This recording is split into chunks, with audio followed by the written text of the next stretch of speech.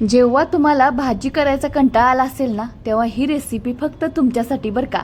खूप छान आहे. तर काय करायचं, कांदा घ्यायचा एक मिडियम साईजचा. घरामध्ये जितके सदस्य आहेत ना तितकं इथं घ्यायचं. एकदा केलं ना की नंतर ना तुम्ही हेच करणार आहात. आणि विशेष तुम्हाला सांगतो, ज्या बायकांना स्वयंपाक करायचा कंटाळा आहे आणि भाजी करायला विसरले किंवा भाजी करायचा कंटाळा आला आहे, त्यांनी ना ही रील आहे किंवा हा व्हिडिओ आहे ना सेव्ह नक्की करून ठेवा.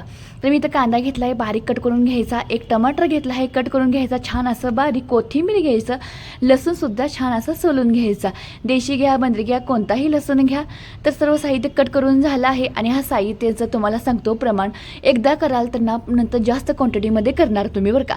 तर आता पुढं काय करायचं, मिक्सरचं जार घ्यायचं, त्यामध्ये घालायचं लसणाच्या पाकळ्या, भाजलेलं शेंगदाणा वापरायचं. इथं शेंगदाणा शक्यतो भाजल्यालाच वापरायचं आणि ते आता मिक्सरमध्ये बारीक करून घ्यायचं किंवा खलबत्त्यामध्ये मोठं मोठं कुटून घेतलं तरीसुद्धा चालतं.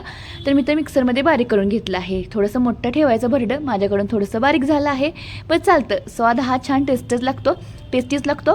तर एका वाटीमध्ये काय करायचं, कांदा घ्यायचा, टमाटर घ्यायचा, त्यामध्ये घालायचं जे आपण कूट करून घेतलं आहे लसूण आणि भाजलेल्या शेंगदाण्याचं कूट, त्यामध्ये घालायचं मीठ, घालायचं धना जिरा पावडर घालायचं.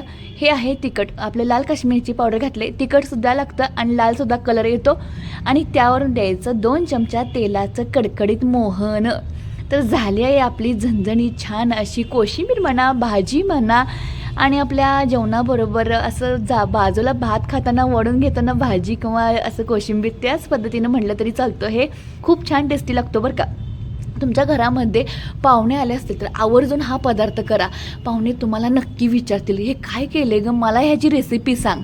तर त्यावर हिरवीगार कोथिंबीर घालायची आणि दुपारच्या जेवणाला किंवा रानात बसून जेवणं असाल तर नक्कीच ही रेसिपी ट्राय करा. घरामध्ये पाहुणे आले असतील आणि ज्याच्या तोंडाला चव नाही त्यांना तर ही रेसिपी करून घाला आणि करून नंतर खाल्ल्यानंतर म्हणतात फक्त भारीच की ओ.